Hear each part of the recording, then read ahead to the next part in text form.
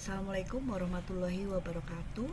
Saya Deni Ristiarini, SPD MPD, dosen pendidikan seni rupa Fakultas Sastra Universitas Negeri Malang. Pada kesempatan ini akan menjelaskan RPS yang akan digunakan dalam mata kuliah seni batik. Mata kuliah batik dengan kode mata kuliah PSRU 236035 yang merupakan rumpun dari mata kuliah MPPD dengan bobot 4 SKS dan di semester 3.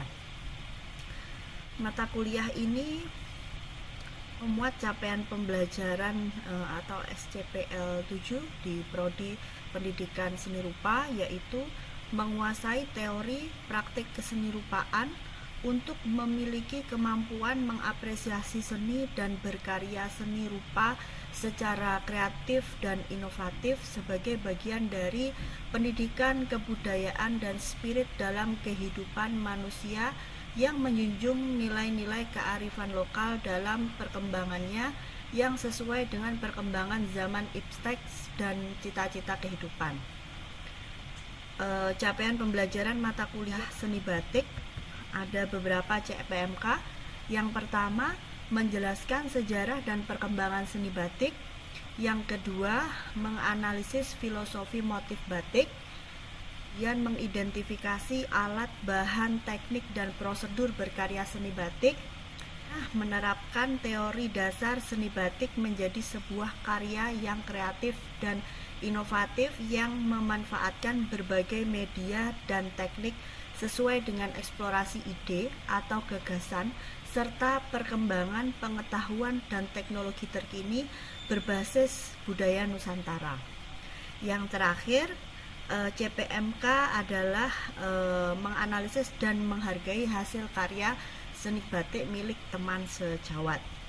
Dari CPMK tersebut kemudian akan diturunkan menjadi sub CPMK berupa menjelaskan pengertian seni batik, menjelaskan sejarah dan perkembangan seni batik di Indonesia, menganalisis filosofis motif batik, menjelaskan macam-macam teknik pembuatan batik, menjelaskan alat dan bahan pembuatan batik, menjelaskan prosedur pembuatan batik, membuat desain batik, membuat karya batik dengan teknik batik tulis, mempresentasikan hasil karya seni batik, dan yang terakhir mengapresiasi hasil karya seni batik.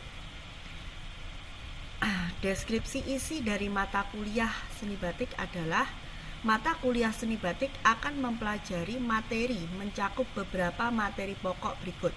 Sejarah dan perkembangan seni batik meliputi sejarah dan perkembangan batik klasik, modern, dan kontemporer di Indonesia, filosofi motif dan desain motif batik, teori mengenai alat dan bahan berkarya seni batik meliputi teknik, alat dan bahan batik tulis, cap, dan lukis, kemudian menerapkan teori dasar seni batik menjadi sebuah karya yang kreatif dan inovatif sesuai dengan perkembangan pengetahuan dan teknologi terkini berbasis seni budaya Nusantara. Yang terakhir adalah analisis hasil karya seni batik. Pada mata kuliah ini kita menggunakan beberapa sumber rujukan, yaitu berupa buku Batik sebagai Busana dalam Tatanan dan Tuntunan karangan Honggopuro, kemudian buku berjudul Batik Filosofi Motif dan Kegunaan karangan Kusrianto, buku berjudul Batik Warisan Adiluhung Nusantara karangan Musman dan Asti, buku berjudul Batik Karya Agung Warisan Budaya karangan Prasetyo, buku Seni Kerajinan Batik Indonesia karangan Sewan Susanto, dan ada beberapa jurnal motif batik mapping East Java as a Local Culture Heritage Indonesia, The Journey of Batik Indonesia, Building on Batik, The Globalization of a Craft Community. Mata kuliah ini tidak memiliki mata kuliah prasyarat. Selama 16 kali pertemuan Berikut adalah rencana pertemuan yang akan dilakukan mahasiswa mulai dari pertemuan ke-1 dengan kode sub CPMK 7.1.1. Kriteria dan indikatornya adalah mahasiswa mampu menjelaskan pengertian seni batik yang memiliki bobot 5% dengan deskripsi materi tentang penjelasan pengertian seni batik.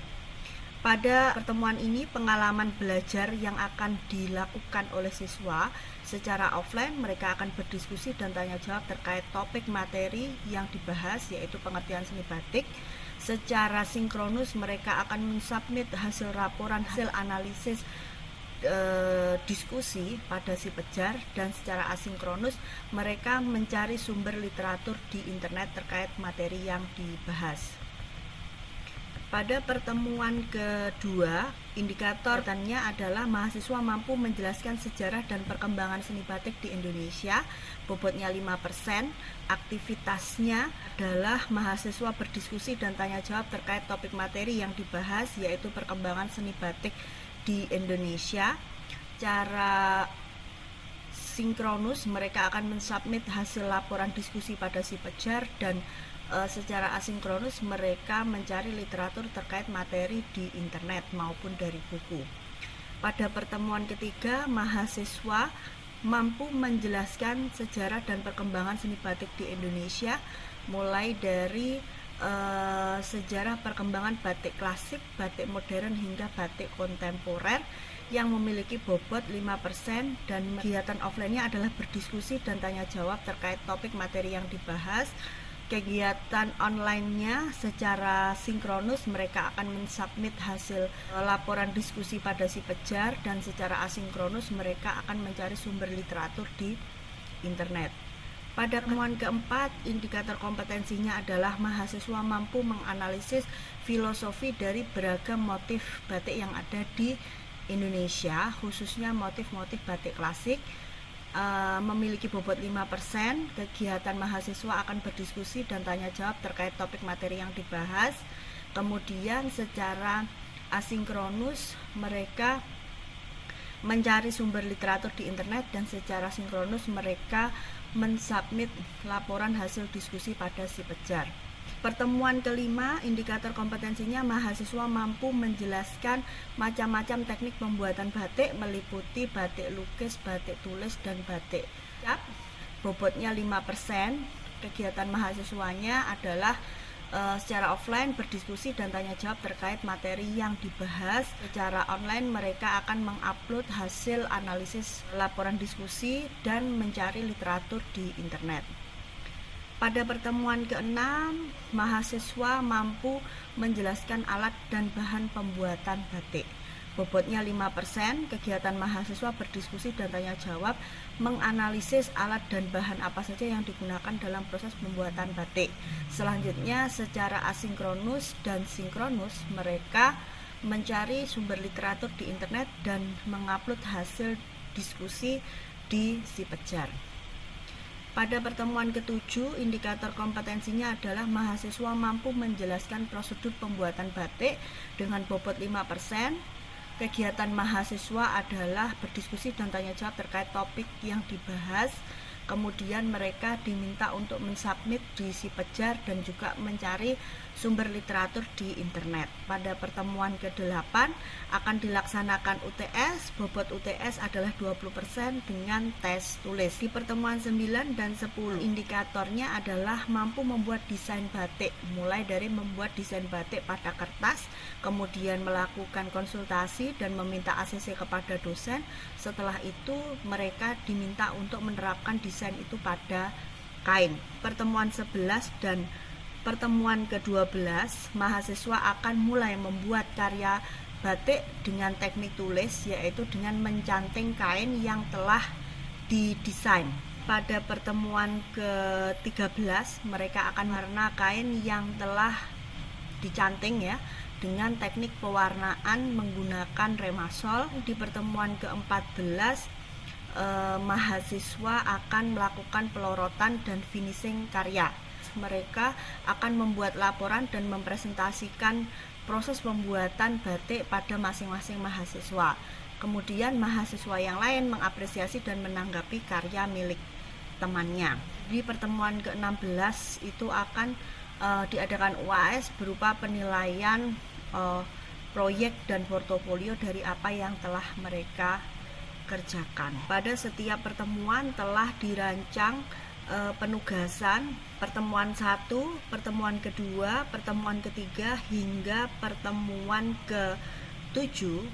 Tugas mandirinya adalah mereka mencari literatur di internet maupun buku sumber terkait sebagai bahan diskusi yang sesuai dengan bahasan materi. Kemudian tugas terstrukturnya di dalam kelas mahasiswa akan berdiskusi dan presentasi membahas materi-materi yang sesuai dengan topik pada masing-masing pertemuan yang telah ditentukan di atas ya. Untuk pertemuan 1 sampai ke 7 ini hasil tugasnya berupa dokumen, berupa sumber literatur untuk proses pembelajaran. Kriteria penilaian yang dinilai ada meliputi afektif, yaitu tanggung jawab, disiplin, kerjasama, dan jujur dalam mengerjakan tugas. Kemudian kognitif, mampu berdiskusi dan tanya jawab sesuai dengan topik presentasi, memahami materi. Kemudian psikomotornya mampu mempresentasikan dan mengkomunikasikan hasil temuan. Pada pertemuan ke-8 akan dilakukan UTS, pertemuan ke-9 dan ke-10 penugasan berupa membuat desain batik yang dinilai adalah dari psikomotornya, yaitu mampu menerapkan desain batik sesuai dengan komposisi dan unsur penyusun motif batik. Pertemuan ke-11 sampai pertemuan ke-14 mereka akan membuat karya batik tulis mulai dari mencanting, mewarna sampai melorot, akan menghasilkan karya berupa kain batik yang dibuat dengan teknik tulis. Analisis penilaiannya yang akan dinilai adalah aspek psikomotornya, yaitu mahasiswa mampu menerapkan teori menjadi sebuah karya seni batik. Di pertemuan ke-16 akan dilakukan UAS, yaitu project atau portofolio. Rencana penilaian terdiri dari aktivitas partisipatif, yaitu bagaimana kontribusi dalam diskusi dan kelompok kecil, berkontribusi dalam diskusi di kelas, berpartisipasi memecahkan kasus yang disajikan dosen di kelas, berkontribusi mengembangkan ide dan pemecahan masalah, berpartisipasi aktif menganalisis dan mengkomunikasikan kasus dari berbagai sumber masalah. Kemudian hasil proyek berupa membuat desain batik pada kertas A2 dan diterapkan pada kain primissima sepanjang 2 meter. Pengetahuan akan dilakukan kuis atau tes tulis esai di setiap pertemuan. Selain itu ada tugas membuat peta konsep tentang materi-materi di pertemuan tertentu, membuat resume dan juga menyusun makalah dan melakukan presentasi. Untuk ujian tengah semester dilakukan dengan tes esai dan ujian akhir semester akan dilakukan dengan tes kinerja, penilaian produk dan portofolio. Demikian pemaparan RPS untuk mata kuliah seni batik. Assalamualaikum warahmatullahi wabarakatuh. Waalaikumsalam warahmatullahi wabarakatuh. Selamat pagi semuanya. Pagi Bu. Apakah hari ini sehat semuanya? Alhamdulillah. Ada yang masuk? Ada Bu. Etika. Siapa? Etika. Oke. Pertemuan ketiga saya akan bawakan materi tentang desain motif batik. Kalau di pertemuan sebelumnya kita kan sudah mempelajari tentang pengertian dan jenis-jenis batik. Ada yang masih ingat apa pengertian batik? Ya, Haris. Itu batik merupakan hasil budaya Indonesia yang cara pembuatannya yaitu kain yang lembaran ditorehkan malam untuk membatasi warna. Oke, betul sekali. Ada yang punya pendapat lain? Oke, Tista. Menurut saya batik itu merupakan pembuatan tekstil melalui proses tertentu dengan menggunakan malam sebagai perintang warna. Iya, betul. Batik itu adalah salah satu teknik untuk membuat tekstil pada selembar kain mori, di mana kain tersebut sudah didesain, diberi motif. Motif itu bisa berasal dari masing-masing kekhasan dari daerah dari mana batik itu berasal. Untuk menghalangi warna itu biasanya menggunakan malam yang dipanaskan, kemudian ditorehkan pakai canting. Selanjutnya warnai, baik itu secara kimia maupun secara alami, gitu ya. Oke, sekarang ada apa saja sih jenis batik itu? Ya, Kalau seingat saya ada batik tulis, batik cap, sama batik lukis. ya. Berdasarkan jenisnya, batik itu ada 3 ya. Yang satu batik tulis, yaitu batik yang pembuatannya full menggunakan canting. Kemudian ada batik cap, biasanya kita menggunakan cap yang terbuat dari tembaga. Sedangkan batik lukis adalah batik yang pengaplikasian pewarnaannya itu menggunakan kuas, atau seperti kalau kita melukis, kita akan mempelajari tentang bagaimana membuat desain motif batik. Coba kalian amati, yang satu itu adalah batik klasik, yang kedua itu adalah batik kontemporer. Kalau kalian lihat, kira-kira perbedaan motifnya letaknya di mana? Oke, coba kita. Di bagian cara penyusunan yang satu disusun secara geometris, yang satunya secara tipis. Ya, betul, ada batik klasik. Kemudian di sebelahnya itu ada batik kontemporer. Dalam menyusun motif batik itu tidak sembarangan, mengikuti kaidah. Ada 2 kaidah, yaitu penyusunan pola motif batik secara geometris atau yang disebut juga terstruktur ya. Gunakan pola-pola tertentu, biasanya mengikuti pola-pola garis, entah itu garis lurus, garis diagonal gitu ya, ataupun kombinasi antara lurus dan diagonal. Nah, kalau seperti ini kita lihat ya, ini adalah motif batik Domukti, merupakan salah satu batik klasik dari Yogyakarta. Ini menggunakan pola diagonal. Kemudian satu bebas. Batik-batik kontemporer, penyusunan motif batiknya lebih bebas ya. Jadi tidak ada pengulangan atau tidak ada patokan untuk mengikuti pola tertentu. Sebelum kita menggambar motif secara keseluruhan, kita bicara dulu yang namanya komposisi motif. Di sini ini adalah motif batik apa? Ada yang kenal? Salah satu motif khas dari batik Banyuwangi yaitu gajah oleng. Ini yang disebut gajah oleng sebagai unsur penyusun motifnya. Kemudian kita bandingkan dengan sampingnya, itu adalah motif batik tulis dari Sidoarjo, khas dengan burung dan kemudian ada juga tumbuhan. Kedua motif batik ini mereka menggunakan penyusunan motif batik secara apa? Berarti geometris, menggunakan pola diagonal ya. Jadi kita membuat motif batik, kita bikin dulu pola diagonalnya, baru kita letakkan penggambaran motifnya berdasarkan pola tersebut. Ini yang seperti saya sampaikan di awal tadi, kalau tadi diagonalnya kan searah ya, satu arah, atau biasanya disebut kalau dalam istilah batik itu pola ud dan biris. Kalau ini menggunakan diagonal yang 2 arah ya. Diagonal 2 arah biasanya digunakan untuk pola-pola motif batik klasik di Yogyakarta. Ada Sidomukti, ada Sidoluhur, ada Sido Asih. Selanjutnya ini adalah salah satu motif batik dari Sidoarjo juga. Gunakan apa? Pola apa? Garis tegak. Ya, tegak kan. Jadi bisa vertikal, bisa horizontal. Yang ini adalah bebas. Jadi dalam selembar kain batik, penyusunan motif batiknya itu bebas, tidak dibatasi oleh garis-garis tertentu. Kemudian tidak ada perulangan yang sama ya. Jadi benar-benar motif daun, motif burung, motif kupu-kupu itu dikomposisikan secara bebas. Batik yang akan kalian buat itu adalah batik-batik kontemporer ya, karena batik kontemporer itu tidak dibatasi oleh pakem-pakem tertentu. Selain ada 2 pola, yaitu geometris dan bebas, kita juga bisa mengkombinasikan keduanya ya. Misalkan di bagian kanan dan kiri pakai geometris, di tengahnya bebas, atau atas bawah geometris, yang tengah bebas, itu boleh. Sampai di sini ada yang ditanyakan?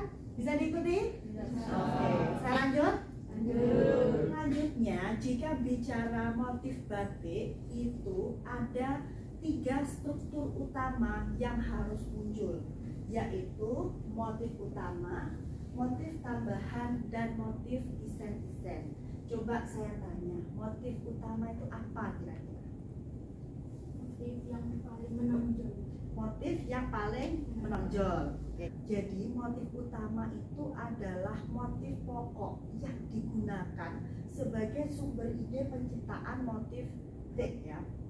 Sumber ide penciptaan motif batik itu berasal dari lingkungan sekitar. Misal kalau kita ada di Malang nih, Malang itu yang tradisinya adalah topeng Malangan gitu ya. Ketika kita akan membuat batik khas Malang, kita bisa mengangkat topeng yang distilasi menjadi motif utama. Tetapi dalam selembar kain batik itu tidak bisa berdiri hanya motif utama saja. Harus ada yang namanya motif tambahan. Kalau motif utama biasanya kalau ukurannya sama, dia akan dilakukan perulangan yang berkali-kali. Tapi kalau ukurannya besar dan jumlahnya tidak banyak, biasanya dia akan dibuat lebih menonjol daripada motif tambahan maupun motif isen-isen. Kalau motif tambahan apa kira-kira? Penambahan objek yang mungkin ukurannya lebih kecil daripada motif utama. Kemudian ada motif isen-isen. Apa sih isen-isen itu? Motif kreasi batik untuk mengisi bidang kain yang kosong. Iya, betul. Jadi agar kain itu lebih full komposisinya, bidang-bidang kosong itu diisi dengan motif yang kecil-kecil. Itu namanya motif isen. Misalnya bisa berupa cecek liman, moto pitik, dan lain sebagainya. Motif isen pun juga tergantung dari ciri khas dari suatu daerah tersebut. Nah, ini adalah contohnya. Seperti tadi saya bilang, motif utamanya di sini apa? Ikan. Kalau ikannya digambar dengan ukuran yang sama, sebagai motif utama, ikan itu akan digambar dengan perulangan yang banyak ya, sehingga dia menonjol sebagai motif utama. Ikan jika hanya berdiri sendiri, dia tidak indah ya, sehingga ditambah motif pendukung. Di sini ada bunga, ada suluran, ada bidang kosong yang di background hitam itu. Kalau hanya hitam saja, keindahannya kurang, sehingga ditambah motif isen. Di situ motif isennya menggunakan cecek ya, cecek atau titik. Ada yang ingin ditanyakan? Masih belum? Bisa diikuti ya? Oke.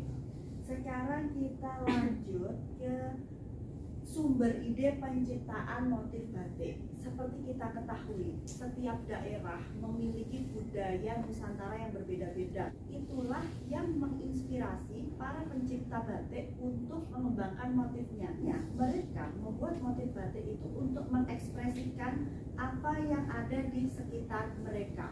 Sehingga sumber ide penciptaan motif batik itu ada dari 4 macam. Misalkan 1 flora, 2 fauna, 3 alam benda, dan yang keempat adalah figuratif. Kalau flora apa contohnya yang bisa dijadikan motif batik? Bunga, daun, akar, batang, banyak ya. Jadi tumbuhan apapun itu bisa distilasi maupun dideformasi. Distilasi dan dideformasi itu digayakan ya, dia tetap bentuknya menunjukkan ciri. Kalau bunga mawar ya cirinya kelopaknya bunga mawar. Kalau bunga sepatu cirinya ya tetap menggunakan kelopak bunga sepatu. Tapi di dalamnya diberi stilasi atau digayakan agar lebih indah. Kemudian fauna, apa saja contoh fauna yang bisa dijadikan? Burung, ikan, gajah, ayam, merak, banyak ya. Biasanya tergantung dari hewan khas dari daerah itu apa gitu ya. Alam benda, gunung, alam benda apa? Kopi, topeng, awan, apa? Rumah, gapura khas gitu ya. Kalau misalkan kalian di Kediri itu kan Kalau kalian tahu Simpang 5 Gumul itu kan ikonik ya.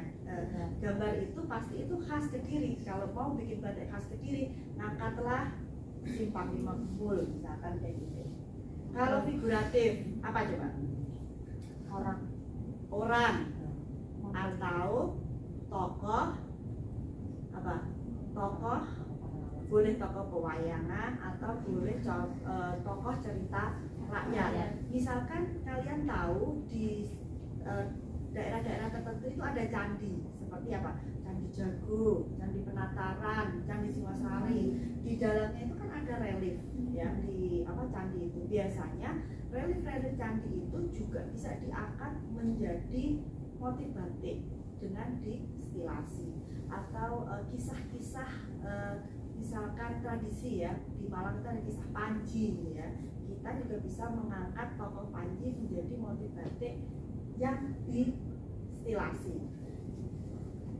Ini adalah contoh motif batik yang distilasi dari fauna. Ini apa?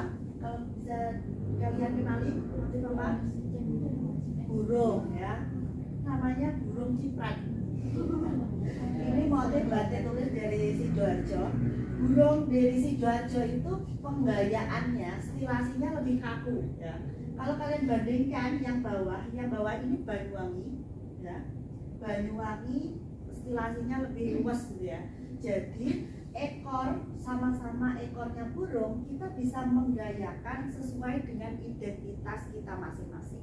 Jadi nanti kalian sama-sama ngangkat motif flora berupa burung, kalian bisa menuangkan ciri khas kalian di stilasi dan deformasi ya. Nah, ini adalah motif apa? Flora. Ada yang bisa mengenali flora apa ini kira-kira? Ada yang dari Banyuwangi? Ya, apa? Ini adalah kangkung. Tahu? Motif ini adalah salah satu motif batik tradisi Banyuwangi, kangkung stingkes. Kain ini biasanya dipakai calon mempelai perempuan kalau mau dilamar. Ya. Ini namanya kangkung stingkes. Kalau ini daun distilasi. Jadi kita tetap bisa mempertahankan identitas dari bentuk-bentuk masing-masing tumbuhan, tetapi stilasi dan deformasinya yang berbeda. Kita gayakan, tapi tetap dikenali ciri khas dari tumbuhan flora itu apa, ya. Kalau ini adalah salah satu, kalau tadi batik tulis, kalau ini batik apa kira-kira? Batik menggunakan teknik lukis dengan motif figuratif. Ini adalah salah satu batik lukis dari daerah Ubud, Bali ya. Di sana kalau Bali itu apa? Identik dengan barong, sehingga yang digunakan motif batik itu adalah stilasi dari motif barong ya. Dan juga mungkin apa ya, di sana itu kan terkait dengan erat dengan pemujaan atau dewa-dewi gitu ya, sehingga yang diangkat menjadi tokoh utama adalah tokoh tersebut gitu ya. Itu figuratif. Kemudian ini adalah, tahu apa ini kira-kira? Megamendung. Megamendung itu dari mana? Cirebon ya. Jadi ini adalah stilasi awal yang kita kenal sebagai batik Megamendung. Sekarang kalian bisa mendesain motif batik baik secara digital maupun secara manual ya. Nanti minggu depan tugasnya kalian diminta untuk membuat desain batik ya. Ada yang ditanyakan sampai di sini tentang pengembangan motif batik? Jelas ya? Oke, baik. Kalau sudah jelas, berarti dapat disimpulkan hari ini kita telah mempelajari 3 topik utama dalam membuat desain batik, yaitu 1 tentang pola penyusunan motif batik. Ada apa tadi? Pola geometris dan bebas atau non geometris. Kemudian struktur penyusunan motif batik ada apa saja? Motif utama, motif tambahan, dan juga desain. Sumber ide yang bisa kita angkat menjadi motif batik ada flora, fauna, alam benda, dan geografi. Oke, Berarti semuanya sudah saya anggap bisa. Kalau begitu kita ketemu lagi minggu depan. Terima kasih untuk pertemuan hari ini. Saya akhiri pertemuan kita hari ini. Wassalamualaikum warahmatullahi wabarakatuh. Waalaikumsalam warahmatullahi wabarakatuh.